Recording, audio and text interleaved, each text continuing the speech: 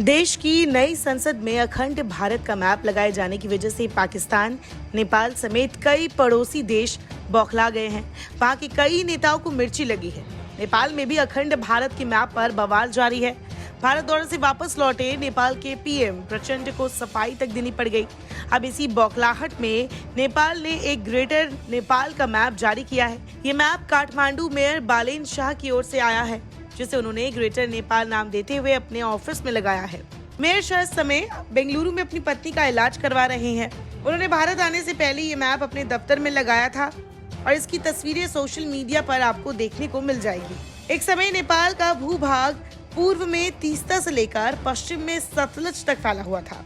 हालांकि अंग्रेजों के साथ युद्ध के बाद नेपाल ने अपनी भूमि का एक बड़ा हिस्सा खो दिया। युद्ध के बाद मेची से तीस्ता और महाकाली से सतलज तक के क्षेत्रों को स्थायी रूप से भारत में मिला लिया गया।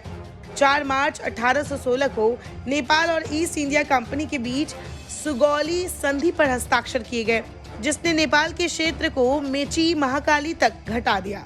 मेयर बालेन शाह के कार्यालय में लगे ग्रेटर नेपाल मैप में पूर्वी तीस्ता से लेकर पश्चिम कांगड़ा तक का क्षेत्र शामिल है, जो वर्तमान में भारतीय क्षेत्र में है। रिपोर्ट्स के अनुसार संसद में सबसे बड़ी पार्टी नेपाली कांग्रेस के महासचिव गगन थापा ने गुरुवार को कहा कि देश को ग्रेटर नेपाल का नक्शा भी आधिकारिक तौर पर प्रकाशित करना चाहिए। थापा ने कहा, अगर कोई सांस्कृतिक मानचित्र प्रकाशित करता है तो नेपाल के पास ग्रेटर नेपाल के मानचित्र को प्रकाशित करने और उस पर विचार करने का अधिकार भी है। अगर नेपाल नए मैप को प्रकाशित करने के बारे में सोचता है तो भारत को उस पर आपत्ति नहीं करनी चाहिए, बल्कि उसे इसे स्वीकार करना चाहिए।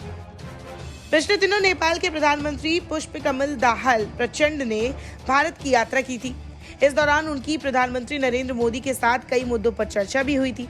मीडिया रिपोर्ट्स के मुताबिक प्रचंड ने कहा है कि उन्होंने इस दौरान अखंड भारत के मैप का मुद्दा भी उठाया था। नेपाल के संसद में बयान देते हुए प्रचंड ने कहा कि उन्होंने अपनी हाल ही में संपन्न भारत यात्रा के दौरान इस मुद्दे को उठाया था। उन्होंने कहा, हमने नए भारतीय मैप का मुद्दा उठाया जिसे संसद में रखा गया है।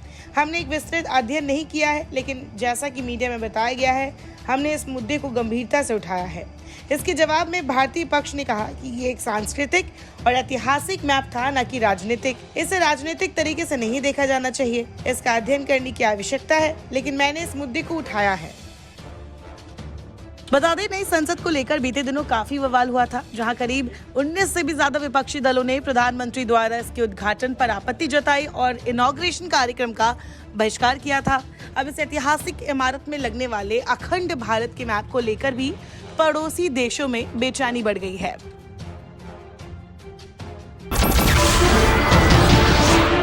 नमस्कार, मैं हूं मानक गुप्ता।